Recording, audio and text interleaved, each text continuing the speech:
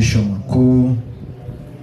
Tutatembea na imani ya msingi inayohusiana na marejeo ya Yesu mara ya pili, kuja kwa Yesu mara ya pili. Ninatamani kufahamu kwamba ni wangapi wanafahamu kwamba imani hii ya msingi ni imani namba ngapi kwenye zile imani 28.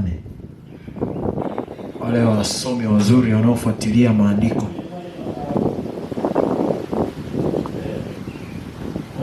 Ni imani namba ngapi? 24. Asante kwa kujaribu. Mwingine? Naam. 14. Asante kwa kujaribu. Mwingine?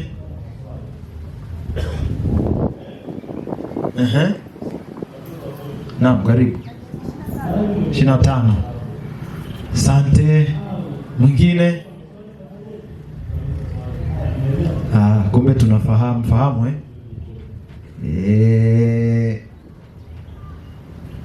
bila shaka ni namba 25. Katika ule mfululizo wa zile imani za msingi. Lakini wangapi wanafahamu kwamba kanisa hili lilianza na mafundisho mangapi wakati linaanza? Kanisa la Waadventista wa Sabato lilianza likiwa na imani za msingi ngapi?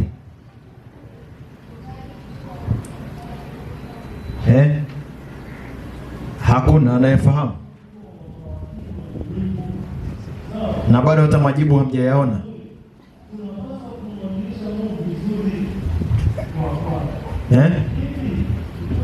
Haya. Jamani, hata kujaribu. Unajua mwalimu wangu mmoja alinifundisha akaniambia kwamba unachofikiria ndio jibu. Kwamba ni sahihi au sio sahihi mwachie mwalimu. Kwa hiyo basi huenda tunaendelea kufikiria. Kanisa hili lilianza na mafundisho na imani za msingi 5. Imani za msingi 5. Na baada ya hapo kwa muendelezo zikaendelea mpaka zikafika 28 sasa. Na miongoni mwa imani hizo za msingi ilikuwepo imani ya Sabato, lakini pia kulikuwepo na imani ya hekalu ama sanctuary kwa lugha ya Kimombo.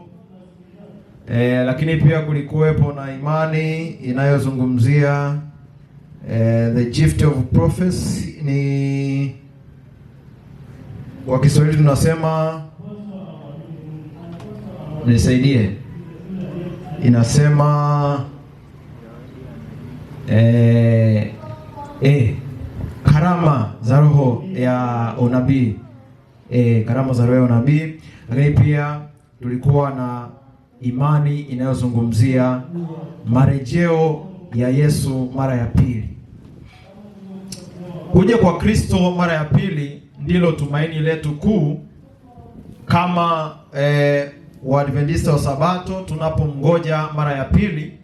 Na katika kumsubiri Yesu anaporudi mara ya pili, miongoni mwa waumini wa kwanza kabisa waliohusika katika mafundisho haya ya kumngoja Yesu mara ya pili, ama katika fundisho hili la kumsubiri Yesu anapokuja mara ya pili, walihubiri sana wakiwa wanaelekeza kumngoja Yesu kwamba angeweza kutokea mnamo mwaka 1844. Kitu ambacho kilileta kukata tamaa kukuu, the great disappointment. Baada ya Oktoba 22 walipokuwa wamemngoja Yesu, wanaimba, wameacha mashamba yao, wamekusanyika katika mashamba, katika majumba yao, wakiwa wanamsubiri Yesu. Usiku ule walingoja, wakangoja, wakaimba na kuimba, wengine wakisimama juu ya mapaa yao wakiwa wanamgoja Yesu aje ili waende pamoja naye mbinguni.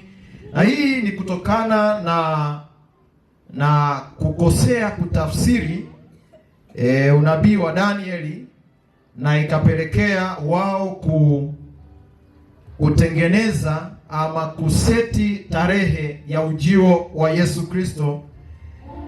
Na sitaki kuingia sana huko, maana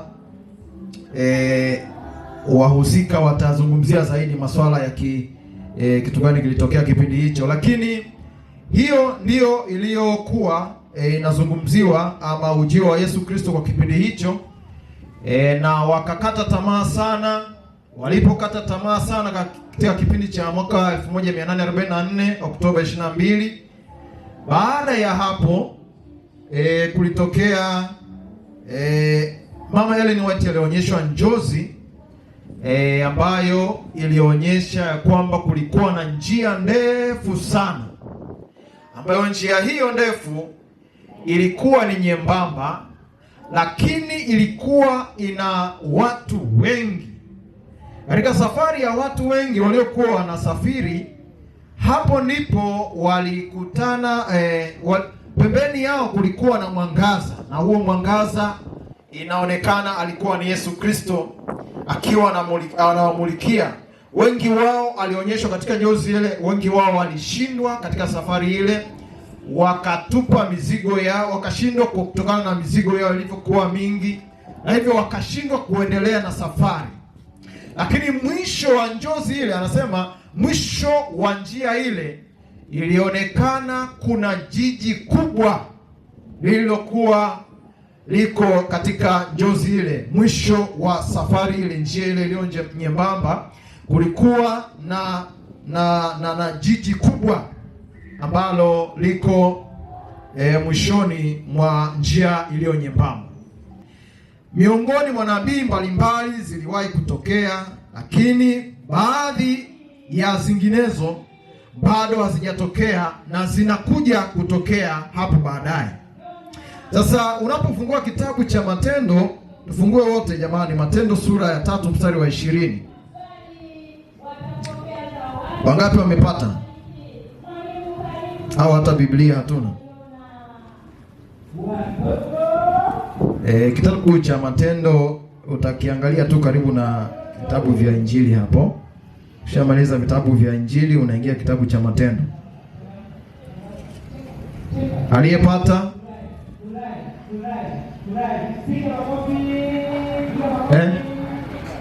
3:20. Tumepata tumepata wote. Haya, sasa tunasoma kwa pamoja. Tunasoma kwa pamoja.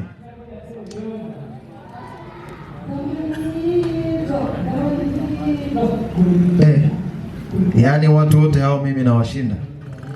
Haya, apate kumtuma Kristo yeye aliyewekewa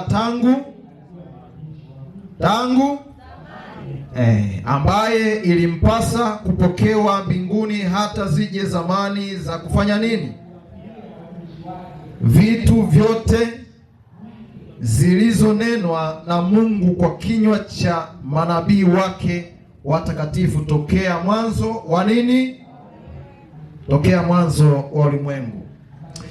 Katika kitabu hiki anathibitisha ya kwamba unabii wa ujio wa Yesu Kristo, unabii wa Yesu Kristo wa ujio wake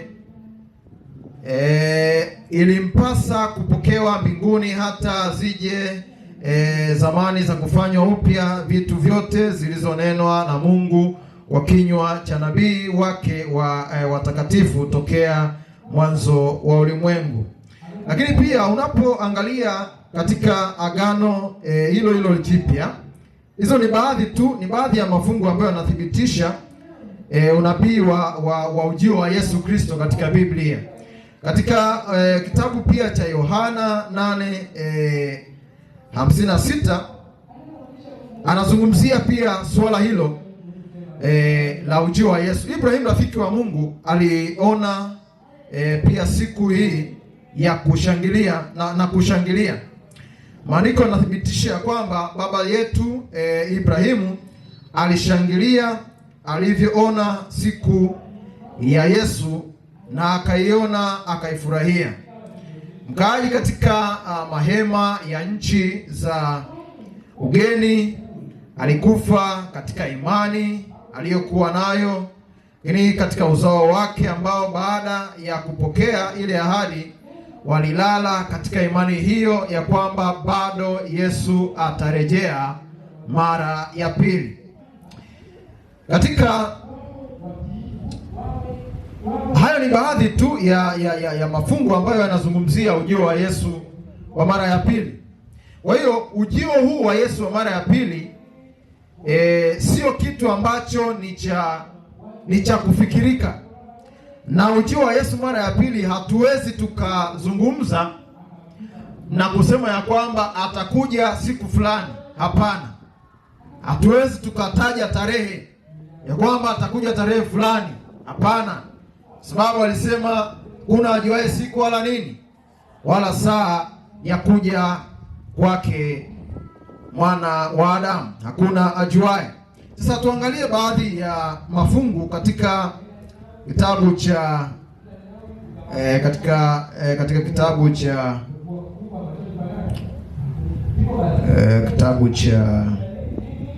Mathayo 24, kumradhi, katika kitabu cha Zaburi 50 fungu la 3. Tuangalie hapo katika Agano la Kale tuone kwamba Agano la Kale lilizungumziaje swala hili. Zaburi 50 fungu la 3 hadi la 5. Maana Daudi naye anaandika maneno haya akiwa anatuelezea sisi juu ya ujio wa mwana wa Mungu. Mungu wetu atakuja wala hatanyamaza. Moto utakula mbele zake na tufani ya vuma sana ikizunguka pande zote. Ataziita mbingu zilizo juu na nchi pia awahukumu watu wake. Kwa hiyo hapo pia anazungumza ya kwamba Mungu atakuja wala hawezi akanyamaza. Anasisitiza ujio wa Yesu Kristo pia. Kwa hivyo Daudi naye anakiri ya kwamba Yesu atakuja hakika. Tukiangalia pia katika kitabu cha Ayubu sura ya 19:25, naye anazungumza, asema, lakini mimi najua ya kuwa mtetezi wangu yu hai na ya kuwa hatimaye atasimama juu ya nchi. Anazungumza Ayubu ya kwamba licha ya kwamba nafahamu mtetezi wake yuko hai, lakini atasimama. Yani tafsiri yake ni kwamba atakuja tena aendelee kusimama na kutawala katika ulimwengu huu. Hayo ni baadhi ya mafungu ambayo bado yanatujengea msingi wa ujio wa Yesu Kristo mara ya pili katika Agano la Kale na katika Agano Jipya. Katika kitabu cha Matendo 1:11 anazungumza, anawaambia, enyi watu wa Galilaya, mbona mnasimama mkitazama mbinguni? Huyu Yesu aliyechukuliwa kutoka kwenu kwenda juu mbinguni atakuja jinsi hiyo hiyo mlivyomwona akienda zake mbinguni. Anaendelea kuthibitisha kwamba ingawa alikuja wakati ule mara ya kwanza, atakuja tena kwa mara ya pili. Kama alivyoenda ndivyo hivyo atakavyokuja. Kwa hivyo anaendelea kuthibitisha ujio wa Yesu Kristo wa mara ya pili ya kwamba ni hakika. Yohana mwanafunzi aliyependwa sana alipelekwa katika kisiwa cha Patmo, kisiwa cha upweke. Alipelekwa katika kisiwa ambacho hakikuwa na chakula, hakikuwa na mtu anayeweza kuishi pale. Kwa wanaishi tu wanyama wakali kama nyoka wenye sumu kali, Na ndipo analetewa ujumbe, anasema Yohana anasema katika kitabu cha Ufunuo, katika Ufunuo anazungumza ya kwamba lakini katika huzuni na upweke aliyokuwa nao alimuona mfalme mkuu alishuka na mawingu, na ndipo akaandika maneno haya, tazama yuaja na mawingu, na kila jicho litamwona, na hao waliomchoma, na kabila zote za dunia wataomboleza kwa ajili yake. Naam, amina. Hayo ni maneno ambayo anayazungumza pia Yohana, anathibitisha, anaendelea kuthibitisha. Katika kuendelea kuthibitisha tukio la ujio wa Yesu mara ya pili, ya kwamba ni tukio halisi, wapenda amani wote duniani mnamo mwaka 1942 tarehe 11 Machi ilikuwa ni siku mbaya sana kwa wapenda amani wote duniani. Jenerali mmoja aliyefahamika kwa jina la Douglas aliamrishwa na mkuu wake kuondoka katika nchi ya Ufilipino. Jeshi kubwa la maadui lilikuwa linaingia kwa nguvu katika usiku ule wa giza na uchungu, na ndipo mtu huyu anayefahamika kwa jina la Douglas anazungumza akisema kitu ambacho kilitikisa dunia.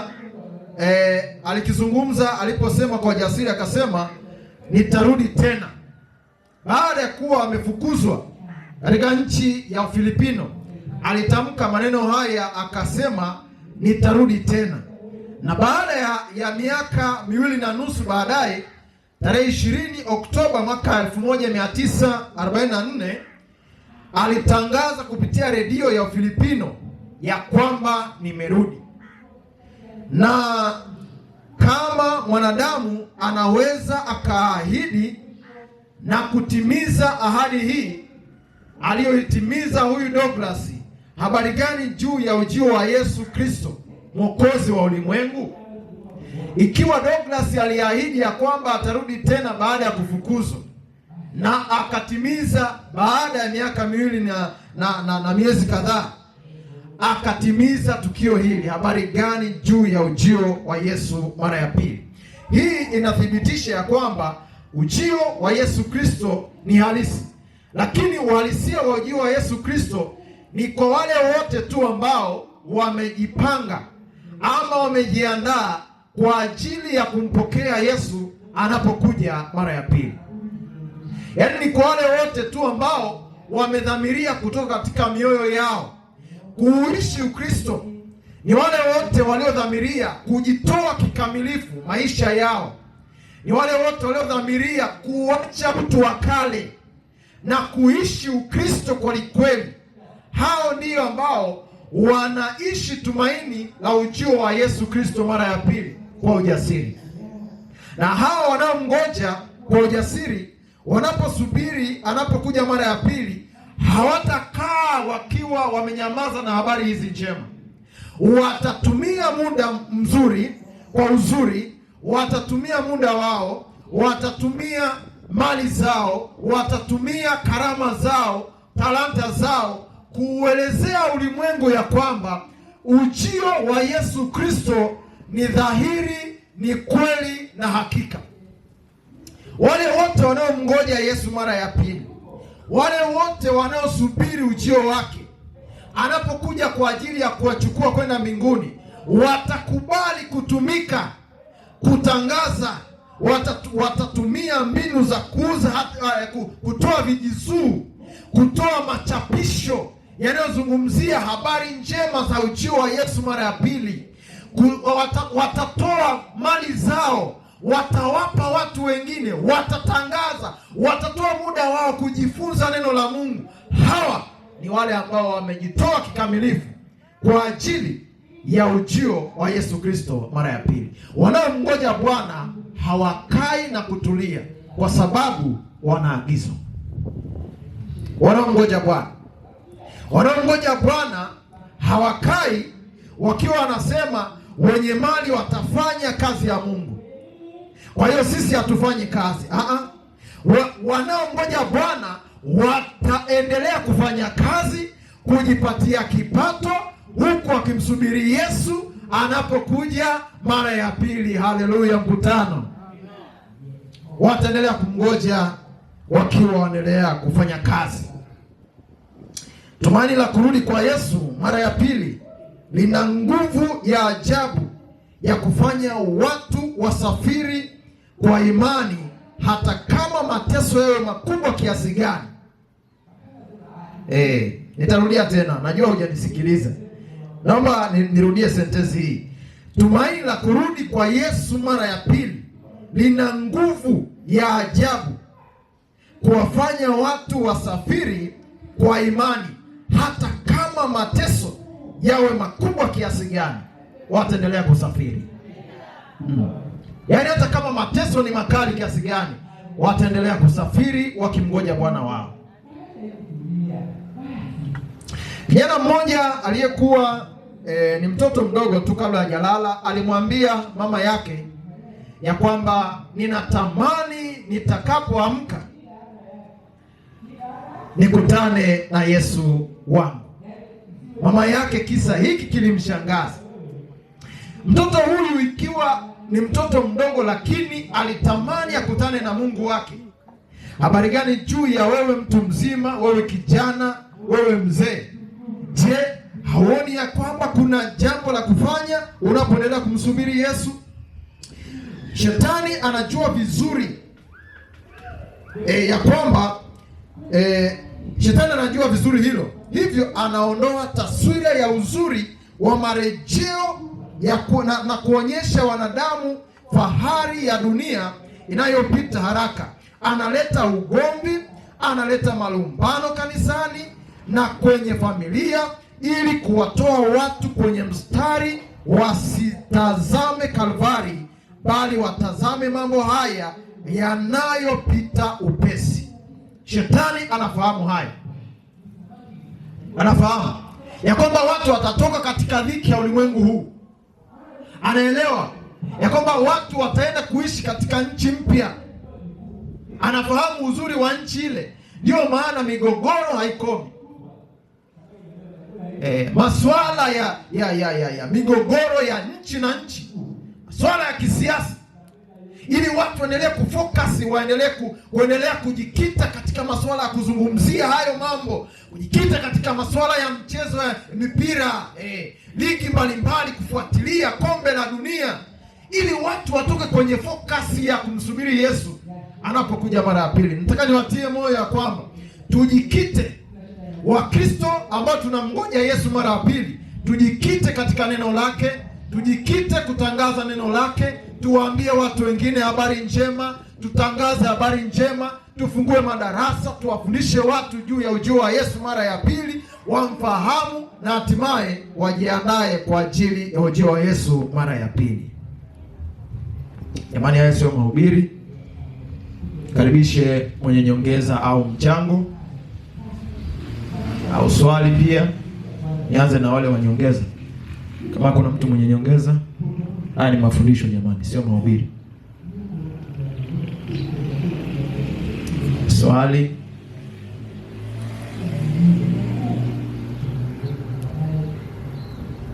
Basi nimekula dakika 2. Tusimame tuombe.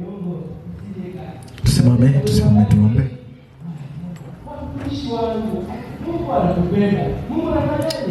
Kesho tutaangalia kwamba Yesu atakuja kwa namna gani. Baba yetu wa mbinguni, tunakushukuru kwa kuwa pamoja nasi katika kipindi hiki cha asubuhi ya leo. Tunaendelea kujikabidhi mikononi mwako. Tunapoendelea kukusubiri unapokuja mara ya pili, endelea kukutana nasi katika masomo haya ya kila siku. Endelea kusimama na kila mtu ambaye mtumishi umemwandaa kwa ajili ya kusimama hapa.